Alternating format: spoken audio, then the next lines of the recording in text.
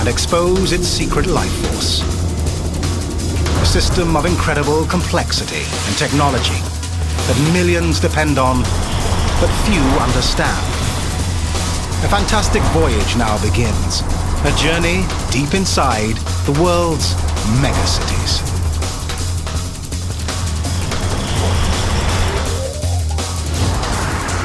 They call it the Big Apple, the largest metropolis in America. 8 million people scattered across 5 boroughs, each a city in itself. The core of the Big Apple, the bustling borough of Manhattan. Like no place on Earth, New York is famed for its pace. Yet life here would slow to a crawl without one vital piece of infrastructure. Perhaps the most famous transportation system in the world. The New York subway. It's the engine that drives this megacity. 75% of New Yorkers have no car. They don't need one. New York has the best transit system in America. Yet the subway is a system under siege. Daily it faces a triple threat. From man, from nature, and from time. Count the perils, and the mind reels. 2/3 of the subway runs underground, under roads, under rivers, under skyscrapers. The system truly carries the weight of the city on its shoulders. Billions of tons of concrete and steel, asphalt and earth, all bearing down. Millions of liters of water threatening to flood in. A 100-year-old network struggling to keep up. And the most ominous number of all, 9/11. In these dark shadows, the specter of terrorism is no illusion. It's a nightmare New York survived and struggles daily to never relive.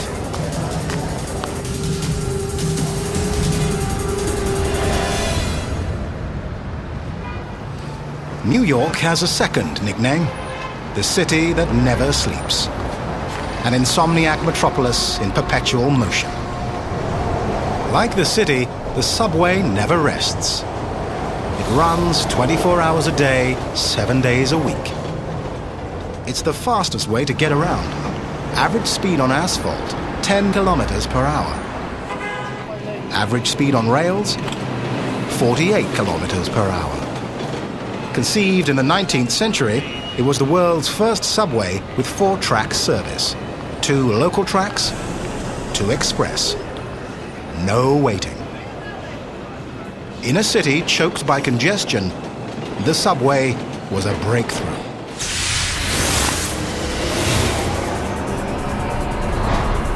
From a single line, tentacles spread across the city to become the most extensive subway system on Earth. 27 lines run along 1,300 kilometers of track, enough to stretch from Rome to Amsterdam.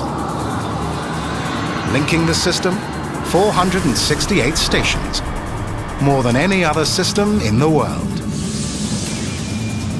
The system extends its reach through a complex web of infrastructure. 68 bridges over land and water. 14 tunnels under rivers. 2 key rail links. And one of the world's oldest ferries. Every working day, trains carry 4.5 million people, nearly the entire population of Norway, making it one of the world's busiest subway systems. Within this vital organ, life pulses at the speed of a New York minute. And every day, the city struggles to keep it beating and keep it safe. To outsiders, this megacity can seem one big, faceless metropolis. To New Yorkers, it's a vast patchwork of neighborhoods, each with its own identity, all linked by these precious threads of steel. Abe Monhass has been a motorman for 21 years. Today he's driving his favorite route, the number 3 line. I think it's one of the nicest lines in the system. Just moving through the city, Harlem, Brooklyn, Manhattan, Chinatown. His route takes him through some of the world's most famous real estate.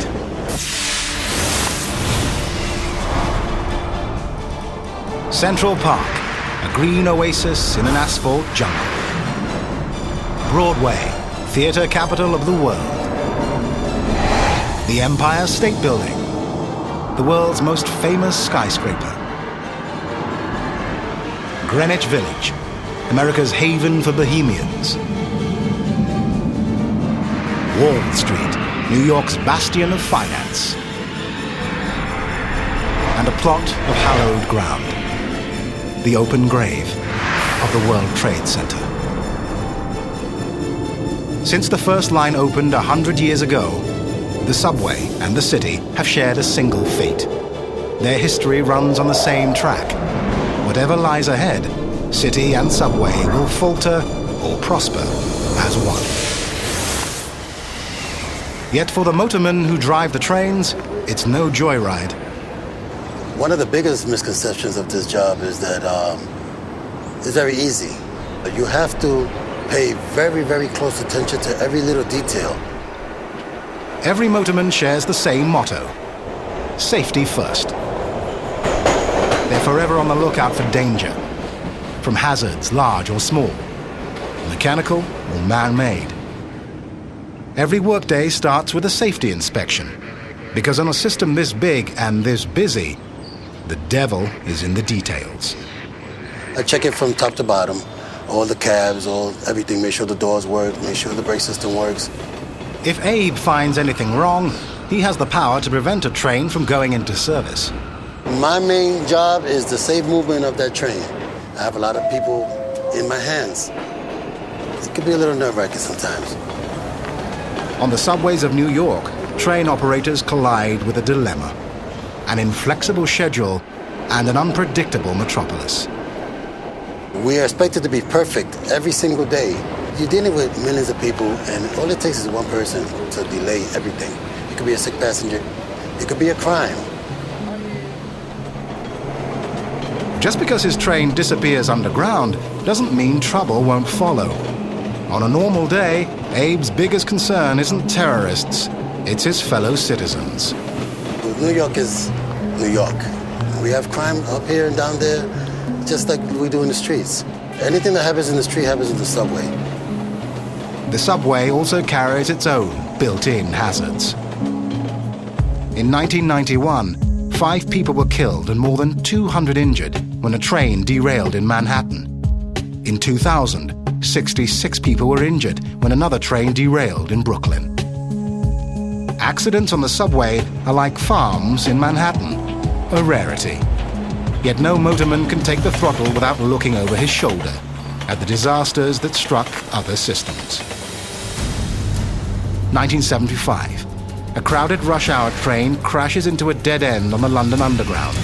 43 people die. 1995. The worst subway disaster in history. In the capital of Azerbaijan, a crowded subway train catches fire in a tunnel. Some 300 people perish. Then there's terrorism. French police blame radical Muslims for a 1995 attack on the Paris metro. Russian police suspect terrorists in the 2004 bombing of the Moscow subway. Perhaps the most frightening, the deadly sarin gas attack on the Tokyo subway that sent thousands to the hospital and 12 to their grave. And then came 9/11. It drove the message home. My main job is the safe movement of that train.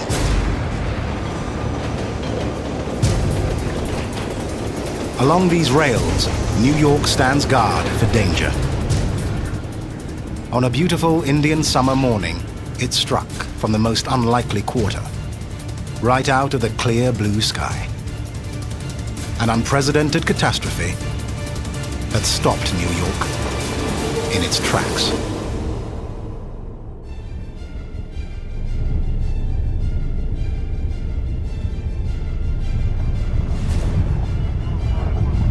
People remember two kinds of images from 9/11. This is the other one. Hundreds of thousands of subway riders walking for safety, walking for home, walking anywhere. In the wake of the terrorist attack on New York's World Trade Center, the world's biggest subway system shut down. All day long, the whole world watched the horror unfolding above ground. No one saw what happened below. A transit catastrophe. When the Twin Towers fell, the collateral damage took out the Cortlandt Street subway station. Almost 430 meters of tunnel destroyed. 4 subway lines severed. Passengers escaped, but 3 trains were crushed under a mountain of rubble. But this is New York, the city that never sleeps and never stops moving. Before the day was over, New York began drafting plans to restore service and rebuild. Dusting off blueprints from 1915, architects designed a new station. It took months just to clear the rubble. Experts said it would take years to rebuild. They were wrong. 1 year and 4 days after 9/11, all 4 subway lines had reopened. A triumph in the wake of tragedy. But at Ground Zero itself, the transit system was still digging out from under. The station hit hardest lay 5 floors beneath the World Trade Center. End of the line for the Port Authority Trans-Hudson Corporation, the PATH train.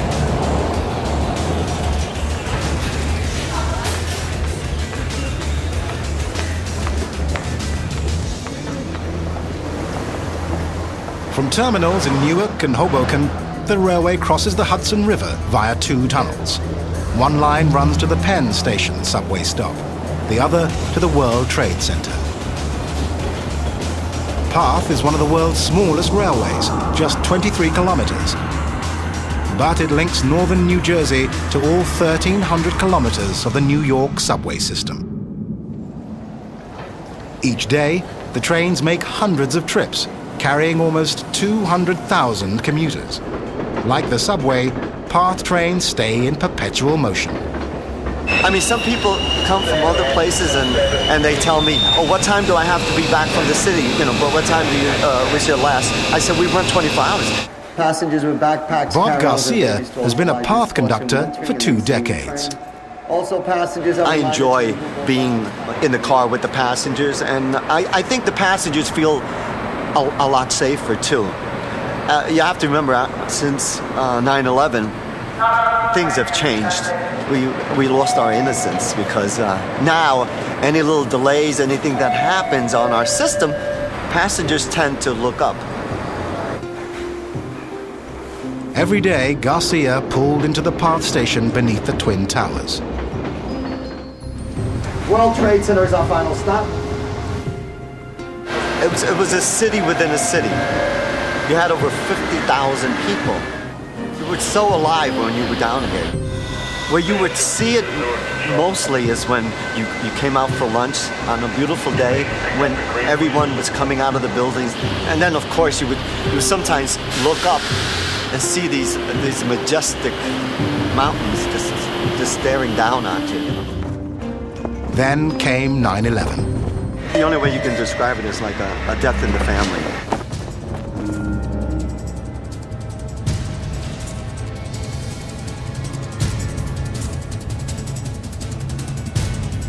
The collapse of the World Trade Center's South Tower obliterated the PATH station.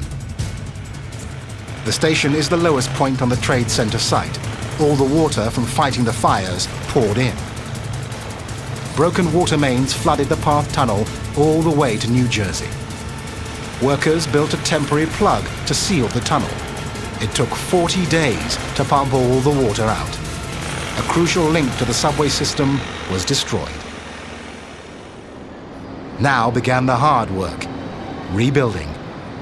An unprecedented feat of transit engineering. Workers gutted 1.5 kilometers of tunnels. They replaced ties, track, ductwork and strung almost 100 kilometers of cable. All the while, other crews worked 16-hour days, 6 days a week, to rebuild the entire station from scratch. In November 2003, the station reopened, the first public space to open on the Trade Center site since 9/11. Workers finished the job 1 month ahead of schedule. Said it couldn't be done, but it was done.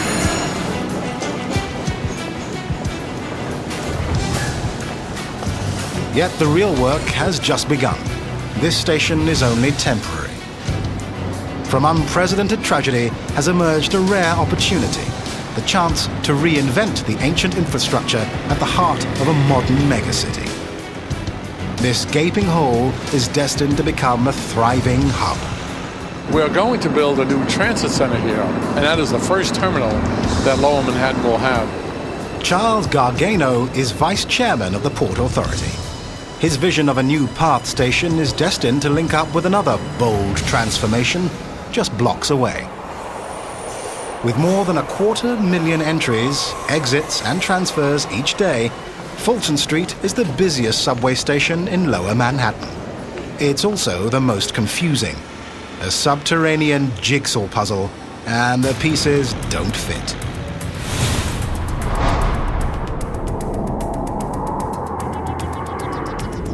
The Fulton Street subway station is actually a complex of 6 stations, built over 3 decades, to serve 12 competing subway lines, each fighting for passengers.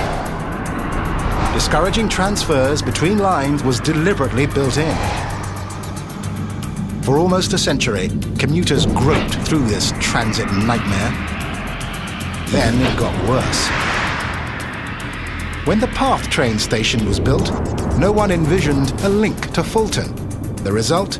2 key rail hubs and no connection.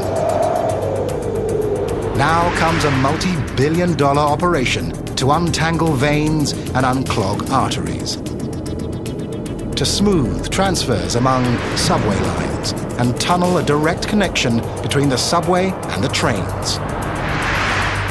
Stations will be consolidated into one vast hub. Connections will be direct. Moving walkways will flow from one system to the next. In turn, the new PATH hub will forge direct connections to buses, ferries, and subway lines. It's no mere facelift, it's major surgery to close a gaping wound and put a shattered puzzle back together.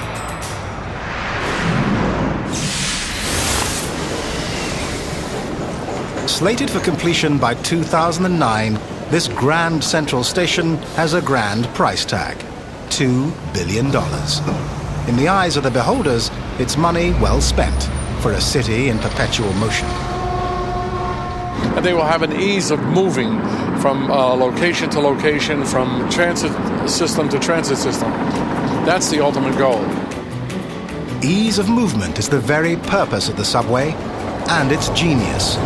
Sooner or later, the tracks end, but not the connections. By linking to every other transit system in New York, the subway extends its reach far beyond the end of the line. Just blocks from the PATH station, the subway system jumps the track and connects with a New York institution. Security, Guy Molinari, changing slips in St. George.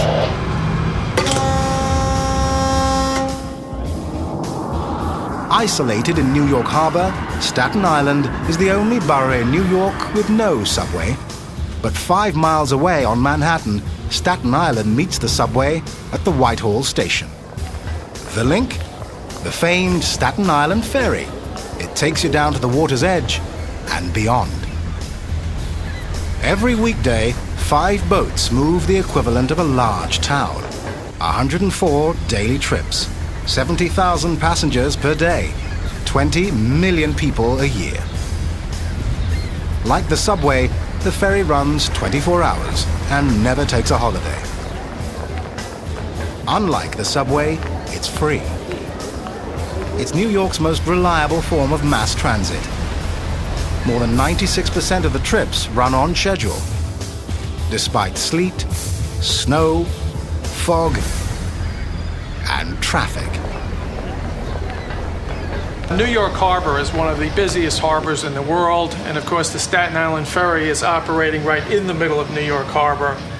James DeSimone is Chief Operations Officer of the Staten Island Ferry. Today he makes the crossing on the pride of his fleet, the Guy V. Molinari. It's bigger than his older ferries. Each trip, up to 4,400 lives are in his hands, about as many as 4 subway trains. Safety is at a premium. As it moves through New York's crowded harbor, the Molinari carries an electronic life preserver, the collision avoidance system. In real time, it constantly tracks the name, position, and course of every vessel in the harbor. Life-saving data when the fog rolls in and the harbor turns to pea soup. It keeps this critical link from sinking. Within half an hour, the ferry connects with the subway at the tip of Manhattan and puts commuters back on track. For most of its history, Lower Manhattan was as isolated as Staten Island. The oldest part of New York, it was an island unto itself, marooned between the Hudson River and the East River, cut off from the other boroughs. Today, a network of bridges and tunnels links Manhattan to the rest of the city and extends the reach of the subway to the farthest corners of the Big Apple. These links form the backbone of the subway system. If they break, the entire system shatters into fragments. Among the biggest links, the Manhattan Bridge. On its outside lanes, it carries the subway over the East River, between Manhattan and Brooklyn. Dr. Bojidar Yanev is an engineer for the city of New York. His job, safeguarding the bridge, not against terrorism, but time. A bridge like this is like a machine. There is always something you need to fix, to oil, to repaint, to clean, and possibly to replace.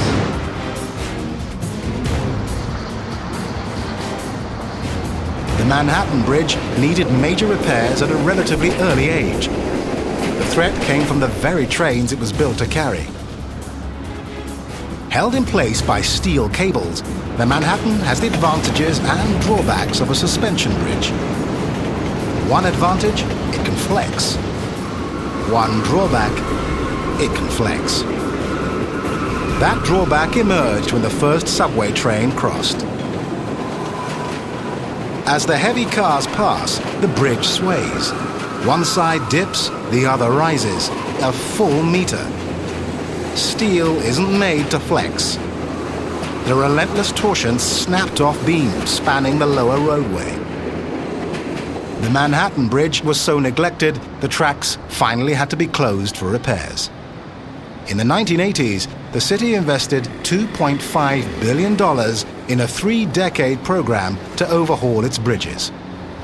On the Manhattan Bridge, engineers installed heavy steel braces to stop the swaying. The effect was surprising even to us. The rocking motion really abated. Thanks to major surgery, the bridge survived. So the subway rolls on. Bridges and tunnels take the subway far beyond the confines of Manhattan. But with reach comes risk. The bigger the system, the more chances for failure.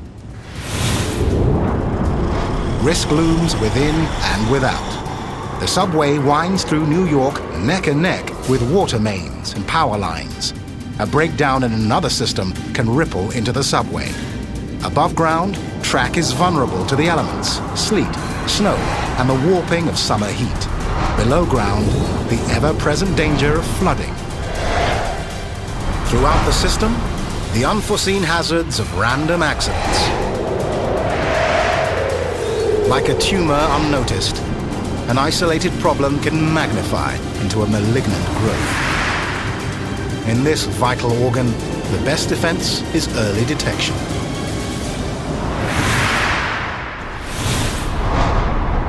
To spot trouble, the Transit Authority relies on its frontline lookouts. We're their eyes and ears, because we're the ones that are out here. So if I see a fire on this track, they don't see that. I see it, so I call out control. We have a smoke condition, track 4, Junior Street. Every day, fate taunts the New York subway. On the nation's oldest and busiest system, the relentless foes are age and wear. Quietly, thousands of workers fight back, repairing track, overhauling trains, battling floods, in a daily struggle to bypass disaster.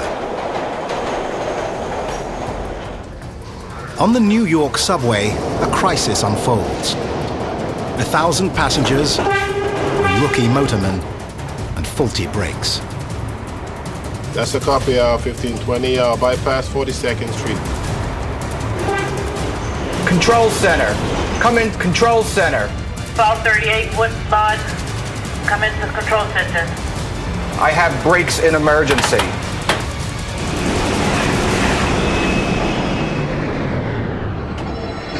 This may be the world's most expensive video game. It's where motormen learn to drive a train, a simulator that mimics reality with chilling accuracy. If you don't get the train operator to believe he or she's in the real world, you're not going to do any training. From this control room, Rocco Cortese oversees New York's toughest driver's ed course.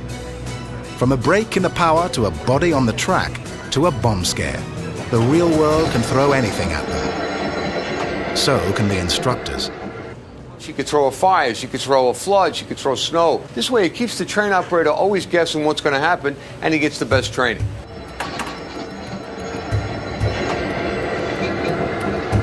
Want me to stop him?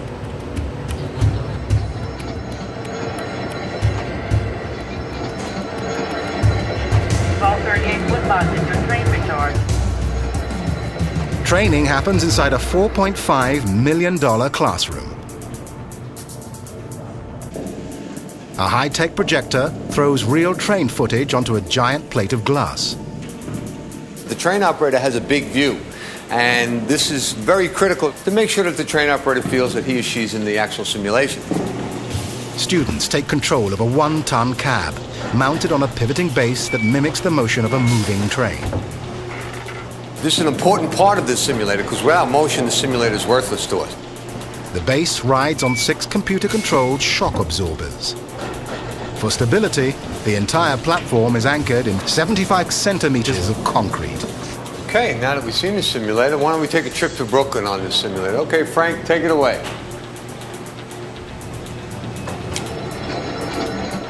Every motorman strives for the brass ring of train driving, motionless motion. The subway runs on an irony. A perfect ride goes unnoticed. I try to operate my train like a 10-car limousine, and I have a bridal party on it. And they're about to have champagne, and I don't want nobody's dress or tuxedo to get wet. So I try to do smooth stops and smooth takeoffs, and just get people where they're going. And that's it. A motorman is only as good as his train. That's where Abe comes in. At day's end, when he reaches the end of the line, he still makes one more stop, the dispatcher's office. I'm there in case a train comes in that's vandalized or dirty or it has mechanical difficulty. They'll say, hey, do me a favor, take that to the yard.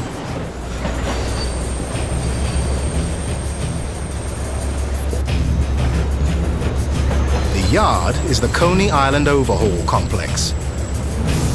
It's a legend unto itself. The largest train repair shop in North America. It sprawls across 30 hectares, a third of them enclosed. 7 days a week, in round-the-clock shifts, a small army of 750 workers toils to keep the trains running. It's serious business. The cars carry millions of lives every day, and each life rests in these hands. The transit system has 6,500 cars, the largest fleet in the world. Each year, the entire fleet logs 558 million kilometers, nearly 4 times the distance from the Earth to the Sun. Today's car, a self-propelled model of mass transit, the biggest and safest car ever to ride these rails.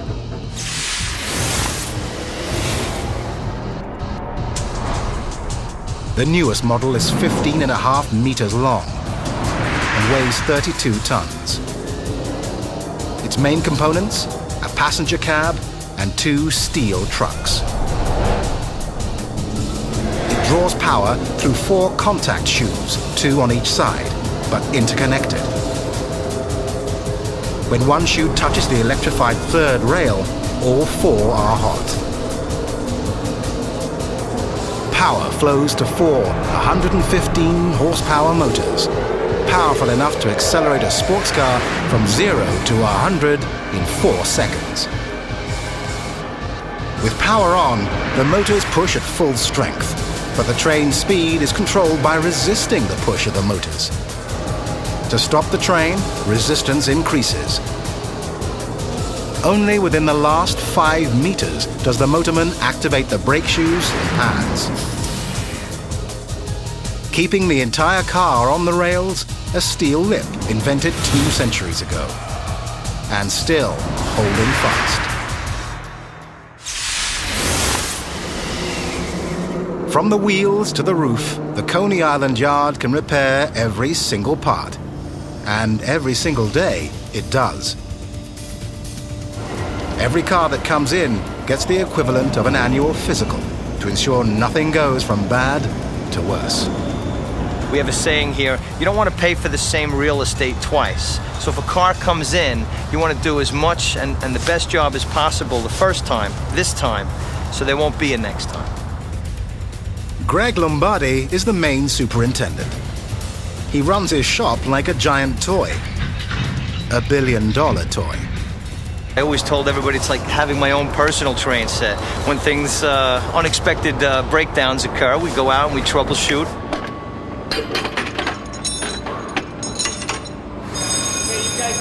Overhead!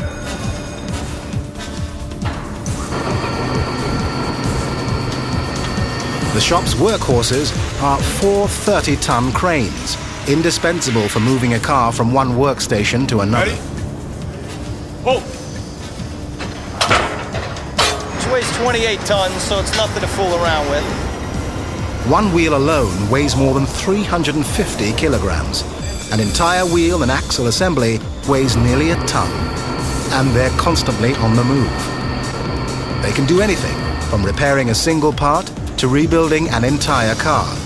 Frame, motors, gears, axles, wheels, brakes, all within 40 hours. When they take a car apart for a major overhaul, the shop works like a race driver's pit crew, all at once. But the scale is bigger, the stakes higher. While one crew repairs axles, another replaces brake shoes. The goal? Get the cars in and out as fast as possible. When the mechanical crews finish, the cosmeticians take over. Coney Island washes these cars more often than most people wash their own. Every week, 1,000 cars pass through one of the world's biggest car washes. Back in the day when graffiti would plague the fleet, we'd have to run them through a lot more. That was when the cars were painted. Nowadays, as you can see, they're stainless steel, easy to clean, easy to maintain, no painting required. So let this one come in, little dull, and they'll come out nice and shiny. Shiny and safe. The goal of New York itself. 3 decades ago, both the city and the subway shared a bad reputation. Dirty, unsafe, and no place to be. New York cleaned up its image partly by cleaning up the subway. At the Coney Island yard, they do more than keep the trains running. They keep the Big Apple polished. No job too small, no job too big, lifetime guarantee. How can you beat it? Send us your troubles.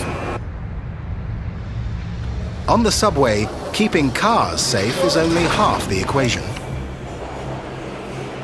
The system has more than 2,600 switches to move trains from one track to another, and more than 11,000 signals to control train traffic. The equipment is older than most New Yorkers. Much of it was installed before 1940. Altogether, more than 13,000 chances for something to go fatally wrong. New York can't take that chance. To sidetrack a catastrophe, maintenance workers go looking for trouble every day. To find it, the crew themselves must venture into harm's way. They work in a black hole, beside live rails, with trains bearing down just centimeters away.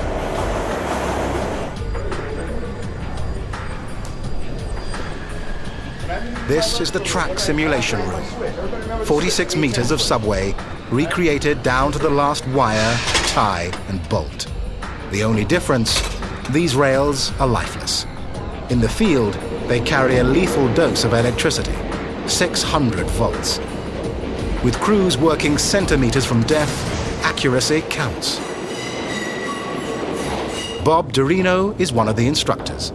Students get a chance to take apart their equipment, to adjust their equipment, to get a true feel for what they're going to experience when they're out in the real world doing the actual job of keeping New York City safe. The workers keep the signal system running, and the signal system keeps the trains running safely.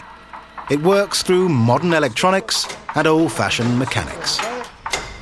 All tracks are divided into 300-meter sections called blocks that electrically detect the presence of a train. When a train enters the block, it passes over a set of insulated joints in the rails. The wheels short-circuit the joints and activate a signal to regulate traffic behind the train. If the train maintains speed, the signal remains green. If the train slows down, the signal changes to yellow. If the train stops, the signal changes to red.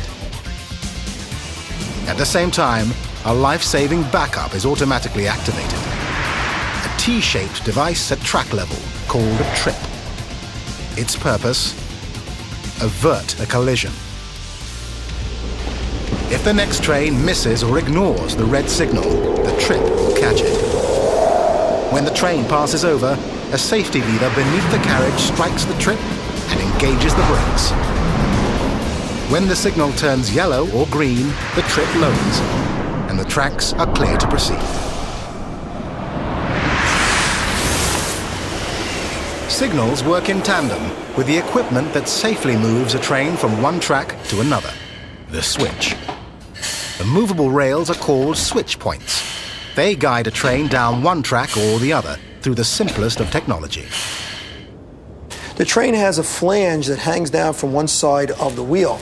This flange rides on the innermost part of the rail. As the train moves along the track, the flange would then grab this portion of the rail and be guided accordingly. One mistake, the trains could derail or collide. It demands a foolproof system, a mechanism that forbids both mischief and error. It's called an interlocking machine. Each lever on the machine corresponds to a signal or switch on the track. The fail-safe in the machine is a set of steel bars that give the machine its name. They interlock, allowing safe movements and forbidding unsafe movements. The flawless logic of the interlocking machine heads off two of the worst threats to the subway system: derailment and collision. But just beneath the surface, another threat lurks, and another machine toils. Two networks that crisscross Manhattan. One, a man-made network of tracks and stations. The other, a natural network of streams and springs. A century ago, to build the subway, engineers had to pump out billions of liters of groundwater. They're still pumping. On average, New York City stands just 1 meter above sea level. 60% of the subway system runs underground. The lowest station lies 55 meters below street level. Throughout the system, water everywhere. The flow never ends. It comes from rainfall, groundwater, and water main breaks. If it seeps into subway tunnels and touches the electrified third rail, it can disrupt the signals and trigger a disaster. To avert danger, the Transit Authority mans nearly 300 pumps throughout the subway system, 24 hours a day. The 4 pumps in this room alone can churn out 15,000 liters a minute. On an average day, the pump rooms throughout New York disgorge 49 million liters of water, enough to fill 50 Olympic swimming pools. The water flows into underground sumps, then into the sewers, keeping the subway high and dry.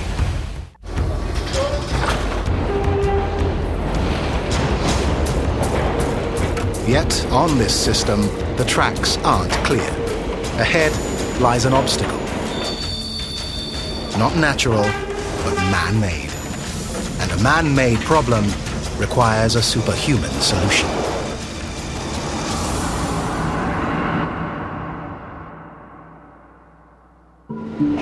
Sometimes New York is its own worst enemy. On America's busiest subway, a bulging artery threatens to hemorrhage. The threat comes not from nature or time, but man. Too many people. Now, relief is coming down the tracks. The fabled 2nd Avenue subway. In the boom years after World War II, change swamped Manhattan's East Side. Factories closed, offices opened, and condominiums sprouted. To make room for progress, the city tore down 2 elevated subways. As the decades passed, the population exploded, swamping the East Side's sole subway line. For decades, New Yorkers talked of building another line running north and south along 2nd Avenue. Work was begun, but when New York teetered on bankruptcy in the 1970s, construction stopped. Finally, help's coming. The first subway line to be built since 1940, a 13-kilometer stretch from 125th Street to the financial district in Lower Manhattan. It won't be completed until 2020, but a glimpse of the subway of the future has already been unveiled.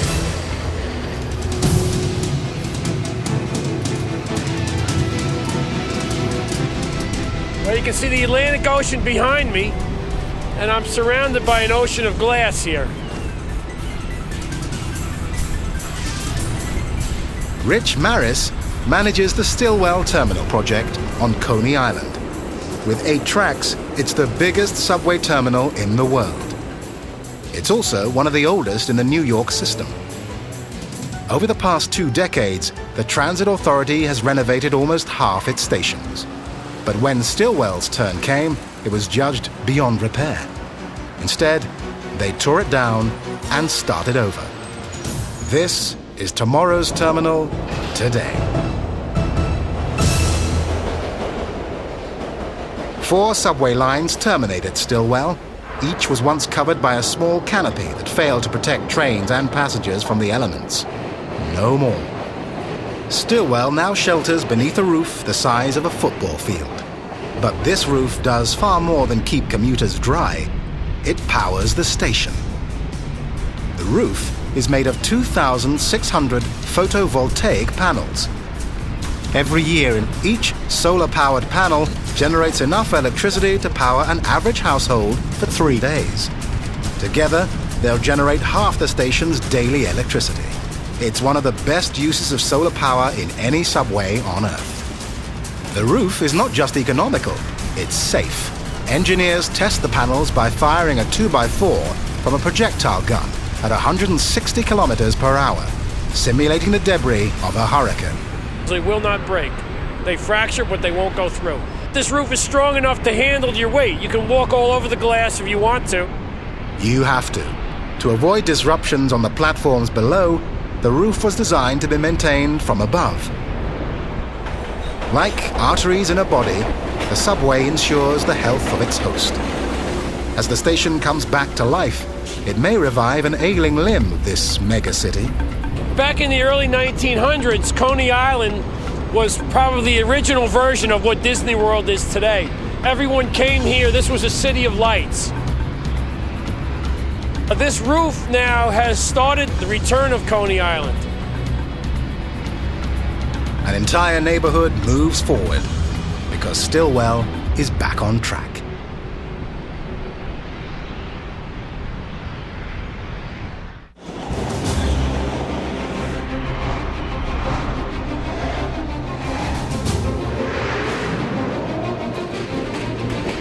Man, nature, and time all throw obstacles in its path. Hazards loom around the bend. Yet the subway always comes through, a well-oiled machine in perpetual motion, speeding to the service of a restless metropolis. The system works. It works very, very well. And when there's a time of crisis, we pull together like nobody else does. It's all about pressure and time. How much pressure can you take over a certain amount of time? Some people rise to the occasion, some fold under the pressure, so to speak. We all need reassurances nowadays, you know. It's a different world. Once in a while, I take a peek through my window, and I see everybody very relaxed.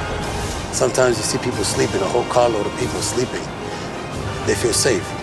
If they didn't feel like that, they wouldn't be asleep. Rocked to sleep, safe inside this metal cocoon. The city that never sleeps finally rests.